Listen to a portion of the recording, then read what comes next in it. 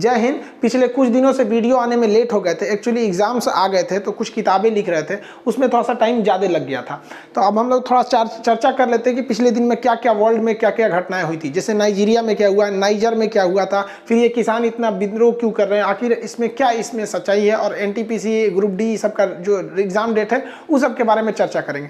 देखिए सबसे पहले हम देखते हैं अफ्रीका। मानव जाति का पालना कहा जाता है। ये अंध महाद्वीप दुनिया का ऐसा महाद्वीप जहाँ पे जो चारों गोलार्ध में उत्तर दक्षिण पूरब पश्चिम में या कर्क रेखा, मकर रेखा, विषुवत रेखा तीनों रेखाएं गुजरती है। इसका विकास दर बहुत धीमा है इस पूरे महाद्वीप का, इसलिए इसे अंध महाद्वीप, अंधा महाद्वीप कहते हैं। इसे काला इसलिए कहते हैं क्योंकि यहाँ पे गर्मी ज्यादा पड़ने की वजह से लोग काले हो जाते हैं। इसमें एक देश है नाइजर। यहाँ एक बार क्वेश्चन पूछा था किस नदी को, यहाँ एक नदी है नाइजर नदी, उसे क्या कहते हैं, पाम नदी कहते हैं कि वहाँ पाम के पेड़ होते हैं जिसका ऑयल बनता है, पाम नदी।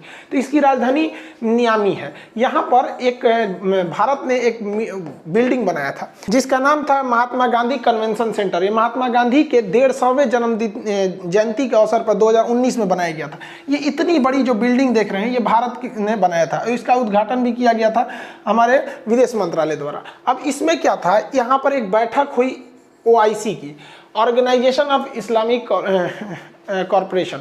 इसमें इसकी स्थापना 1969 में हुई थी। 57 देश है अभी दुनिया में देख रहे हैं ना, ये अफ्रीका के मेनली देश हैं, ये मिडिल ईस्ट वाला हो जाएगा, इंडोनेशिया यहाँ से यहाँ, बांग्लादेश, ये सब कुछ देश है सब।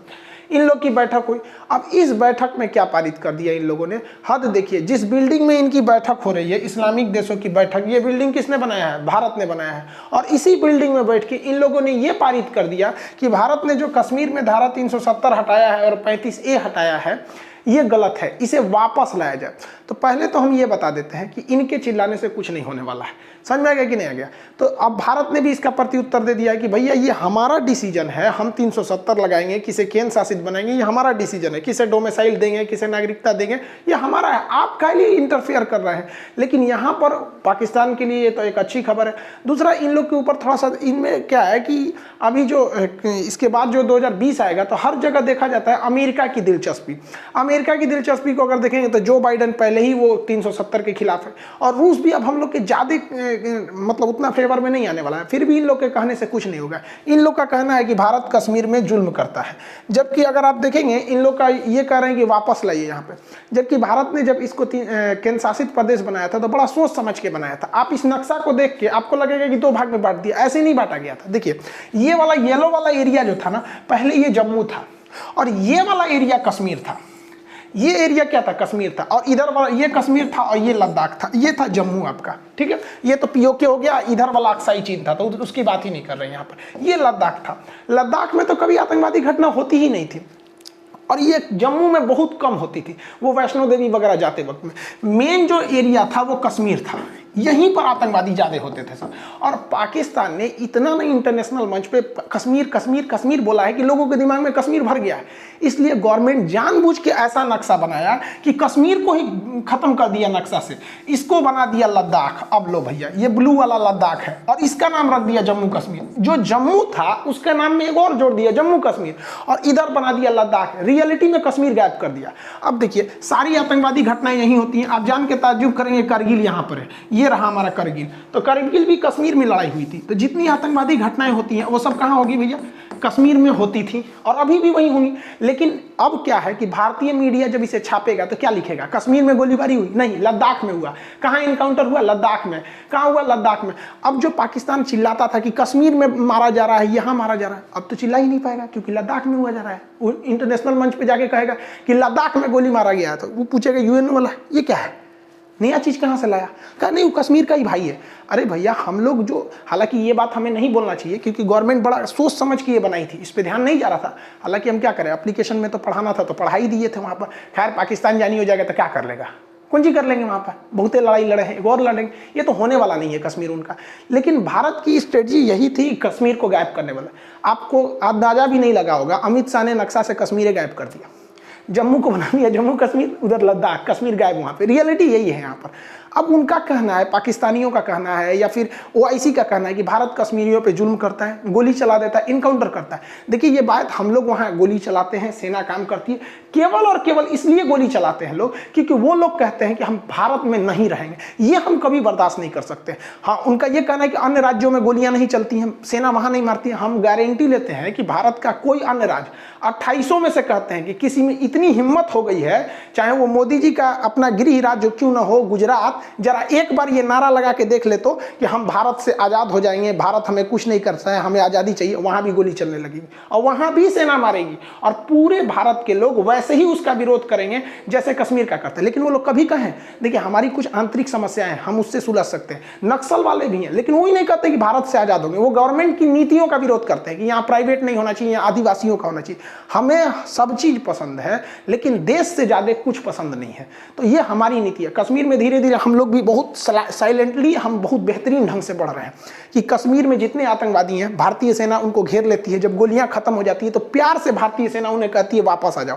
जब तक इनके पास गोली रहती है तब तक चलाते हैं और उसके बाद जब इनके सामने मौत खड़ी हो जाती है तब इनको समझ में आता है 70 हुर तो दिखी ही नहीं, तो मौत दिख रही है। लेकिन भारतीय सेना वहां भी रहम दिल दिखाती है, चाहती तो इनको मार देती, लेकिन इनके समझा के इनके माँ बाप को दे देती है। माँ बाप भी बेचारे क्या करेंगे, कोई चाहेगा कि मेरा बेटा आतंकवादी बने, लेकिन इनको बहका के माइंड वॉश करके ले दिया जाता है। तो अब धीरे धीरे भारतीय सेना भी कश्मीरियों के दिल जीत रही है और इधर रेलवे कनेक्टिविटी बढ़ा रही है। चाहे वो चिनाब ब्रिज हो, ये डबल स्टेज पे है, ये दुनिया का सबसे ऊंचा हो जाएगा। अंजी घाटी ये सिंगल पिलर का है यहाँ पर, ये इस पे अलग वीडियो बनाएंगे।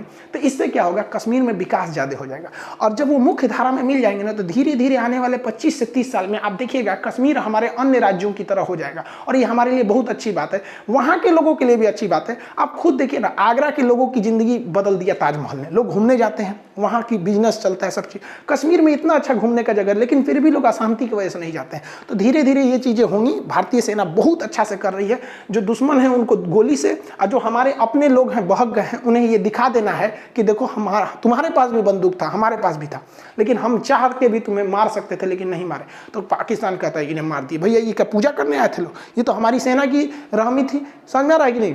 और पाकिस्तान को अगर मुसलमानों की इतनी ही परवाह है, पाकिस्तान वाले क्या कहते हैं, जानबूझ के इंडिया में ना उल्टा सीधा स्टेटमेंट देते हैं कि हम ऐसा परमाणु बम मारेंगे जो मुसलमानों को छोड़ के गिरेगा। अरे भैया, परमाणु बम को पता है क्या कि हिंदू है कि मुसलमान है, यहाँ पे सबको मारेगा। वहाँ पे अजब हाल है। गधा क्या बोलता है कि हम टैक्टिकल मिसाइल मारेगा। अरे भैया, टैक्टिकल मिसाइल की दूरी बहुत कम होती है, मारोगे तो इस्लामाबाद से लाहौर में आके गिर जाएगा। एक गधा है।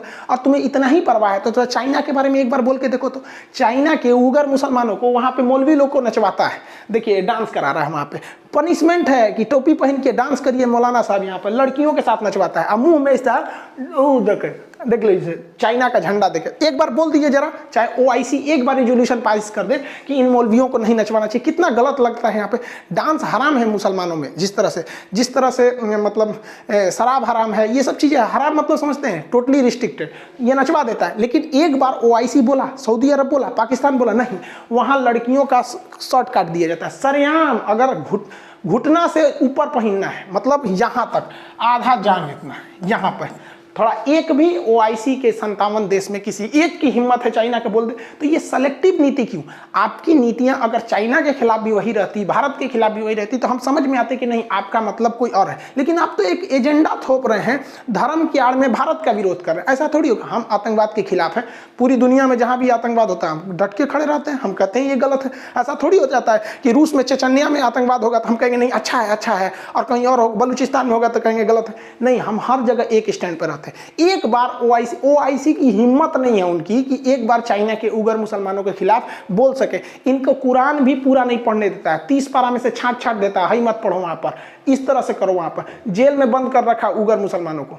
देखिए भारत के सामने आने वाले समय में तो कश्मीर को लेकर थोड़ा सा समस्या होगा। और अगर इसकी सबसे बड़ा वजह क्या है कि हम लोगों ने पाकिस्तान को छुट्टा छोड़ दिया। पाकिस्तान में दो तरह की शासन चलती है। पहला कि वहां की आर्मी चाहती है, आर्मी नहीं चाहती है कि युद्ध कभी खत्म हो, क्योंकि अगर युद्ध खत्म हो जाएगा तो पीस टाइम में आर्मी को कोई नहीं पूछता है। देखिए हम सबको अपनी सेना से प्रेम है, लेकिन याद रखिए जब पुलवामा में अटैक हुआ था तो हम लोग का प्रेम 7वें आसमान पे पहुंच गया था। तो सेना जब लड़ती है ना तो एक इमोशनल अटैच हो जाता है उसके साथ, इसलिए सेना चाहती है हमेशा लड़ाई हो। और पॉलिटिक्स के पास तो कुछ है नहीं। इमरान खान के पास क्या है पॉलिटिक्स के नाम पर? 3 पत्नी और अब उसके बाद क्या बच गया, कश्मीर, हम कश्मीर को वापस लाएंगे वहाँ पे। तो भारत को भी बलूचिस्तान का इशू को भयानक ढंग से उठाना चाहिए। बलूचिस्तान पाकिस्तान का नहीं है, और ये हमारे लिए नहीं, ये तो खुद पाकिस्तान के लोग कहते हैं। देखिए ये पाकिस्तानी लोग हैं, बलूचिस्तान की हैं, ये औरतें वहाँ सड़क पर निकली गई, इनके हस्बैंड को मार देते हैं सब यहाँ पर। वहाँ रेप नहीं होता है, वहाँ नहीं गोली मार देता, हेलीकॉप्टर से गोली चला देते हैं। बलूचिस्तान का खुद नेता, इन्होंने क्या किया था, इन्होंने सर्जिकल स्ट्राइक का स्वागत किया था और इन्होंने कहा था कि बलूचिस्तान में भी 2-4 ठोकर दो और जरूरत पड़ेगा तो कर भी देंगे, क्योंकि भारत सरकार को ज्यादा फोकस बलूचिस्तान पर करना चाहिए। इससे हमको एक तीर से 3 निशाना होगा। क्यों? क्योंकि देखिए यहाँ से सीपीईसी सड़क आ रही है ग्वादर बंदरगाह तक, तो चाइना की ये कनेक्टिविटी टूट जाएगी, ग्वादर बंदरगाह पे उसका करोड़ों का नुकसान हो जाएगा। और भारत जो इधर चाबहार से अफगानिस्तान में एंट्री मारता है, उतना लंबा क्या जरूरत है? अगर बाय द वे बलूचिस्तान क्या हो जाएगा, आजाद हो जाएगा, तो हम लोग यहीं से सीधे अफगानिस्तान में घुस जाएंगे यहाँ से, और बेहतरीन ये पाकिस्तान के लिए होगा, आजाद कर दे। रीजन क्या है कि अगर पाकिस्तान का पूरा नक्शा देखेंगे तो देखिए ये पाकिस्तान है और ये वाला एरिया बलूचिस्तान है, ये मैच कर जाता है। आप देख लीजिए किसके साथ मैच करता है। हमारे यहाँ लिखा if you don't believe see on the Google, आप देख सकते हैं। अच्छा से देखिए यहाँ पर। अब हम तो पाकिस्तान को कहेंगे भैया ऐसा दिखने से अच्छा है कि तुम बलूचिस्तान को आज़ाद कर दो। अब देखिए बाय द वे उसने बलूचिस्तान को आज़ाद कर दिया तो ये एरिया उसका कट जाएगा, ये वाला एरिया ठीक ठाक दिखेगा, कर देना चाहिए उसको मेरे ख्याल से। समझ में आ गया नहीं आ गया? अब अफ्रीका का एक और देश है नाइजीरिया। नाइजीरिया नीचे है, ये यूपीएससी में एक बार कुछ क्वेश्चन पूछा था, नाइजीरिया का तट कौन सा है, तो वहाँ एक तट है जिसका नाम है बेनिन बाइट और बन्नी बाइट। देखिए चंद्राकार कोस्ट को ऐसे चांद की तरह रहता है ना, तो इसे हम लोग बाइट कहा जाता है। तो एक बन्नी बाइट है, ये बेनिन बाइट है, ये बन्नी बाइट और बेनिन बाइट याद रखिएगा, ये क्वेश्चन कई बार पूछा है। तो ये नाइजीरिया है, नाइजीरिया है, भारत से इसका अच्छा संबंध है, लेकिन यहाँ एक आतंकवादी संगठन है बोको हरम। इस आतंकवादी संगठन की वजह से यहाँ की अर्थव्यवस्था चरमरा गई। यहाँ के कुछ किसान जो थे यहाँ पर अपने काम के लिए जा रहे थे, लेकिन उन लोगों ने किडनैप करके किसानों को बहुत यातना दे रहे थे। लेकिन किसानों ने एक दिन क्या किया, पलटवार करने के लिए इन्हीं लोग को बंदी बना लिया। जब पता चला इन लोग को, तो बाकी हर जगह के बोको हरम के आतंकवादी जो थे इन पर आकर धावा बोल दिए और 110 किसानों को मौत के घाट उतार दिया, पूरी तरह से मार दिए। यहाँ पर बहादुरी देख लीजिए। बोको हरम का अर्थ होता है कि पश्चिमी सभ्यता का त्याग देना। वो कहते हैं कि मॉडर्न टेक्नोलॉजी को छोड़ दो, मॉडर्न सभ्यता को छोड़ दो, मतलब जीन्स मत पहनो, टी शर्ट मत पहनो। तो ये भैया ये जो बंदूक तुम चला रहे हो ना, ये भी अंग्रेजों की खोज की हुई है, इसको भी छोड़ दो। जो दवाई खोजते हो ना ऐसे गोली लगने पे, उसको भी छोड़ दो भैया, वो भी वेस्टर्न कल्चर है। जो मोबाइल पे बतियाते हो ना, ये तुम्हारे अब्बा नहीं खोज किए थे, उसी पे बतिया तुम, चिट्ठी कबूतर जा जा जा ना। इनको सारी वेस्टर्न कल्चर कहाँ दिखती है, लड़कियों के पहनावे पे। लड़कियों को स्कूल नहीं जाना चाहिए, और लड़की अगर किसी जेंट्स डॉक्टर से दिखा लेती है तो उसको गोली मार देता है, क्योंकि लेडीज डॉक्टर से देखो, अरे भैया तुम उसको स्कूल जाने नहीं दे रहा है, तो लेडीज डॉक्टर कहाँ से ऊपर से आएगी? नहीं ना। इनको कौन समझाए यहाँ पर बोको हरम को? अब भारत को इसका एकदम रिजिड ढंग से विरोध करना चाहिए। क्यों? क्योंकि नाइजीरिया जो है, चाइना जो है कोस्टल एरिया यहाँ पर पूरा अपनी पकड़ बैठाते जा रहा है धीरे धीरे। तो भारत को यहाँ से अगर संपर्क हो जाएगा तो हम नाइजीरिया के रास्ते अफ्रीका में बहुत अच्छा इन्वेस्ट कर सकते हैं, क्योंकि इसके ऊपर नाइजर में हमने कन्वेंशन बनाया है। तो धीरे धीरे यहाँ से कर सकते हैं। यहाँ पर काफ़ी ज़्यादा यूरेनियम, ये पेट्रोलियम वगैरह के भंडार है। और हमारे पास तो एक और रास्ता है ना, हमारा जो ये नाइजीरिया में व्यापार बढ़ाने के लिए हमारा इंसास राइफल जो था, ये अब उतना सक्सेस नहीं हुआ, क्योंकि ये ठंड में जाम हो जाता है। इसकी मैगजीन जो होती है ना, फाइबर की बनी है, टूट जाती थी। यहाँ पर इसमें कंट्रोल बर्स्ट फायर था, एक सिंगल राउंड था, एक ट्रिपल राउंड था, एक ब्रस्ट फायर था। तो लोगों को कहना था ट्रिपल राउंड पे करते थे ना तो 3 गोली निकलनी चाहिए, एक सिंगल कॉक पे तो पूरी निकल जाती थी। तो करगिल में बहुत समस्या थी, इसलिए भारतीय सेना इसे रिजेक्ट कर रही है। लेकिन देखिए ये युद्ध में भले 100% ना उतरे, लेकिन आतंकवादियों से निपटने के लिए तो एक नंबर है। तो इसको भारत को इसको आराम से नाइजीरिया को भेज देना चाहिए। बख्तरबंद जो गाड़ी है वो किसको भेज देना चाहिए, नाइजीरिया को भेजना चाहिए। और हर चीज़ की कुछ न कुछ कमजोरी होती है। इन आतंकवादियों की कमजोरी क्या है, जहां पश्चिमी सभ्यता है ना, वहीं पे ये भड़केंगे। तो इनको एक क्या करना चाहिए, भारतीय सेना को कुछ ऐसे एरिया बनाना चाहिए जहां पे इनकी मजबूत अच्छी हो जाए। यहाँ के लोगों को, यहाँ की सेना को ट्रेंड करके, ये हथियार देके, ये बख्तरबंद गाड़ियां देके हमेशा ट्रेंड कर दिया। और उस एरिया में नाच गाना डीजे जहां करेंगे नहीं भड़क जाएगा, ओ माय गॉड नाचता है तुम यहाँ पे, मारेंगे तुमको, आएगा तो ढूंढ दीजिए यहाँ पे। अगर भारत इसको छोड़ेगा तो ये भारत के लिए बहुत बड़ा ड्रॉबैक है, क्योंकि हमारी टेक्नोलॉजी, हमारी सेना के पास इतनी टेक्नोलॉजी नहीं कि हम अपने हथियार अमेरिका, चाइना ऐसे बड़े देश को बेच सकें। छोटे छोटे देशों को बेचेंगे। और हमको क्या है, रिजेक्ट करने से अच्छा है कुछ दाम तो निकल जाएगा भैया, क्या दीजिए, something is better than nothing. देखिए बात करते हैं किसान आंदोलन की। तो किसानों की क्या मांग है, ये सारा वीडियो हम बना दिए थे। डिस्क्रिप्शन में उसका लिंक दे देंगे, A to Z मांग के बारे में बता दिया।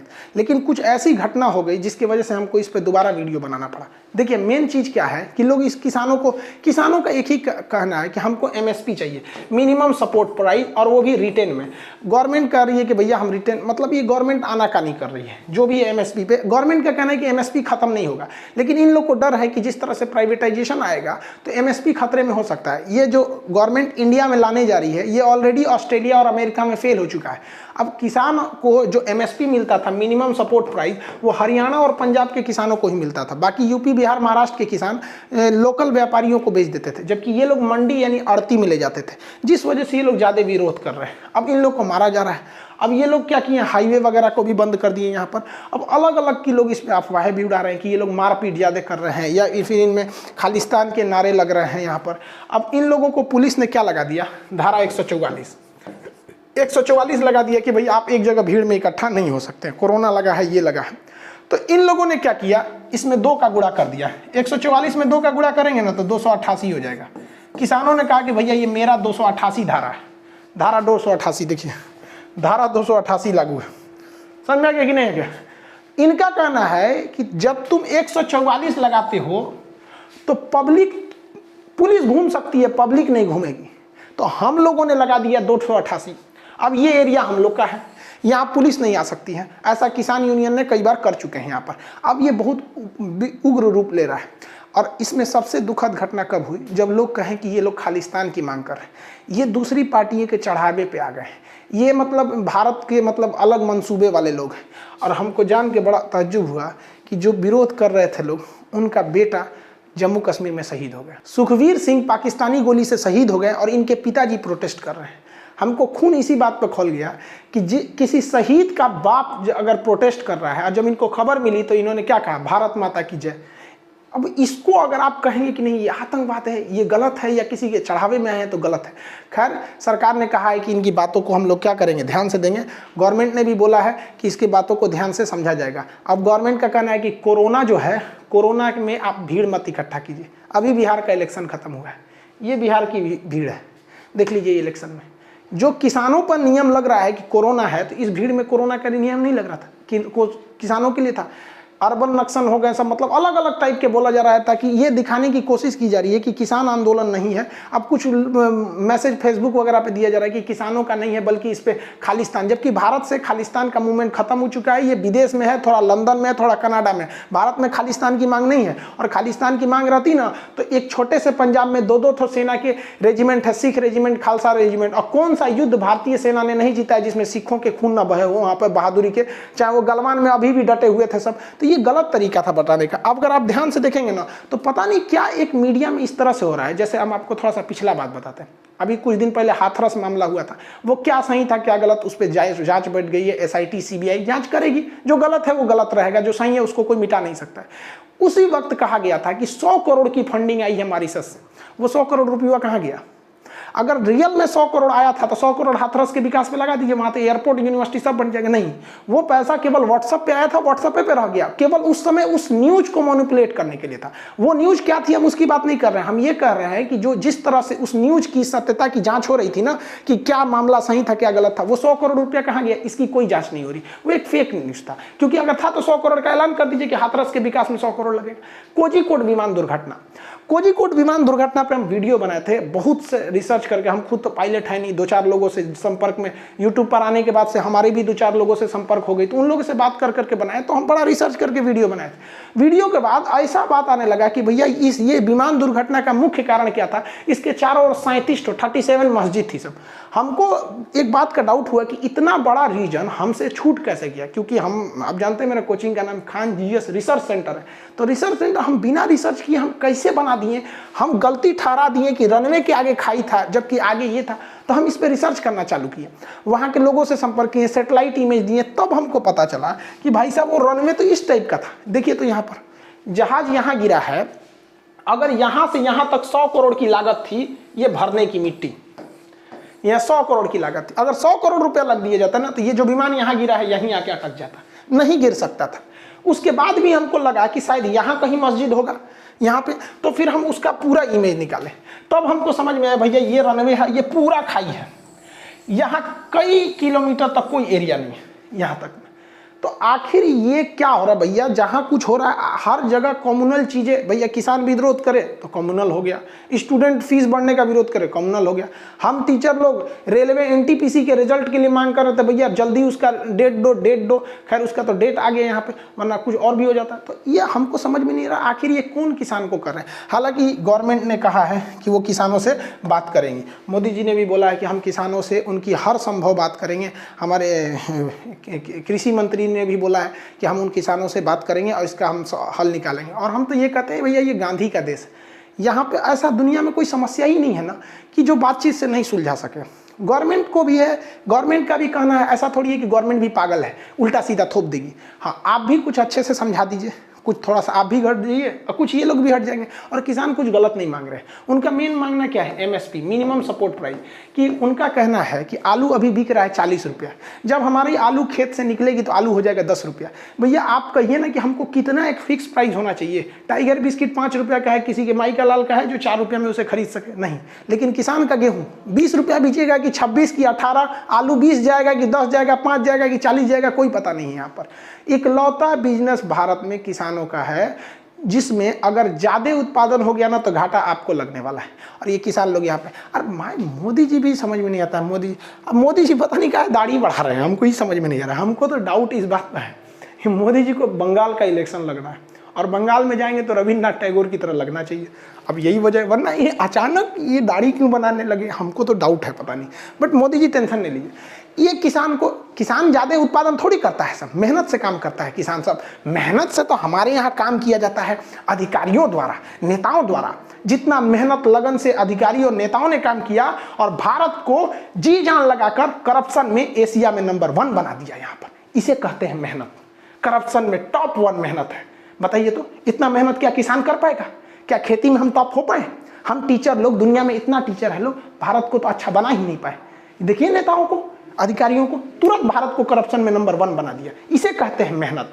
हम लोग मेहनत ही नहीं करते हैं। लोग टीचर नहीं मेहनत करता है, कोई डिपार्टमेंट मेहनत नहीं करता है। मेहनत केवल ये अधिकारी नेता करते हैं। एशिया में नंबर 1 करप्शन पे हम लोग चले गए। लोग छोटका देश मालदीव, इसका करप्शन ही नहीं है। यहाँ पर जापान में करप्शन ही नहीं है, हमारे यहाँ करप्शन पे टॉप चले गए लोग। एशिया में टॉप पे चले गए लोग। यहाँ पे हर जगह घूस दिया जाता है। आधार में नंबर सुधारना है घूस, डीएल बनवाना है घूस, कुछ भी बनाना है घूस दे दो, तुरंत काम हो जाएगा। तो हम लोग टॉप पे चल रहे हैं। इससे क्या होता है कि दूसरी कंपनियां भारत में जल्दी आना नहीं चाहती, उनको पता है कि यहाँ बहुत ज़्यादा करप्शन है। खैर ओवरऑल एक लंबा इंतजार खत्म हुआ। बहुत लंबा ट्विटर पे कैंपेन चलाया गया था। याद कीजिए सितंबर के शुरुआती वीक में सारे टीचर्स और स्टूडेंट ने मांग किया था कि रेलवे के एग्ज़ाम डेट को क्लियर किया जाए। फाइनली उसको क्लियर कर दिया गया है। जो मिनिस्ट्रियल का एग्ज़ाम था वो 15 दिसंबर से स्टार्ट हो जाएगा।